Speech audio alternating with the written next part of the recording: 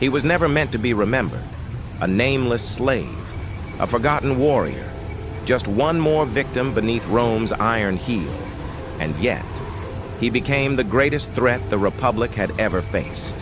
This is the true story of Spartacus, the man who defied an empire. Spartacus was born around 111 BC in the wild lands of Thrace, modern-day Bulgaria. Not a slave, not a criminal, but a free man, a warrior. He wasn't raised in chains. He was trained with swords. He fought in Rome's auxiliary legions, likely forced into service during one of Rome's countless conquests. But something changed. He deserted. Was it to protect his people? To escape Roman cruelty? No one knows. But what we do know, Rome doesn't forgive. They caught him, stripped him of everything, branded him, and sold him, not as a prisoner, but as property. He was dragged to Capua, to a gladiator school known as the Ludus, a place where men were broken and reshaped into killers.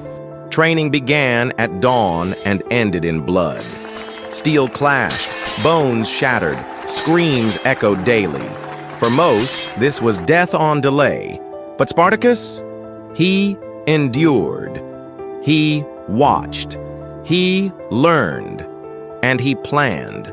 The Ludus wasn't just full of warriors, it was full of fury. Dozens of men with nothing left to lose. That's not a school, that's a powder keg. And in 73 BC, it exploded. Armed with nothing but kitchen knives and stolen blades, Spartacus and around 70 fellow gladiators broke free. They slaughtered the guards, scaled the walls, and disappeared into the countryside. Rome saw it as an escape. It was not. It was a declaration of war. They moved fast, pillaging caravans, arming themselves, liberating slaves, and soon the whispers began. The gladiators have escaped. Spartacus leads them. Slaves fled their masters. Farmers abandoned their fields. Entire villages joined the cause. The rebellion exploded. Within months, the group became an army. Not trained soldiers, ordinary people with fury in their hearts and fire in their eyes. They didn't want conquest, they wanted freedom, and they'd die for it.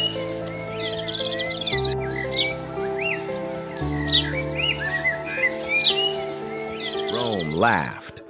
A slave revolt? Pathetic. So they sent a militia, and Spartacus annihilated them. Then they sent more, and again, defeated. He used guerrilla tactics, terrain, ambushes, speed. His army was outnumbered but never outwitted. He trained them, fed them, inspired them. At their peak, over 100,000 people followed him. This was no longer an escape. It was an uprising. Spartacus had a choice. He could have marched on Rome, but he didn't. He turned north, toward the Alps. Why? Because the goal wasn't power. It was freedom. The Alps were close, beyond them, safety, home. But Spartacus turned back. Why? No one knows for sure. Maybe his followers refused to leave. Maybe vengeance burned brighter than freedom. Maybe he saw a chance to bring Rome to its knees. Whatever the reason, that was the moment history bent. Rome was panicking. They summoned their richest man, Marcus Licinius Crassus, a cold, calculating tycoon with blood and ambition in equal measure.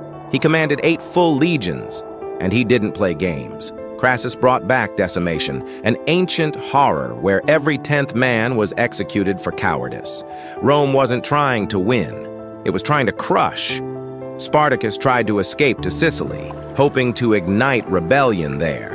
But Roman ships blocked every exit, trapped.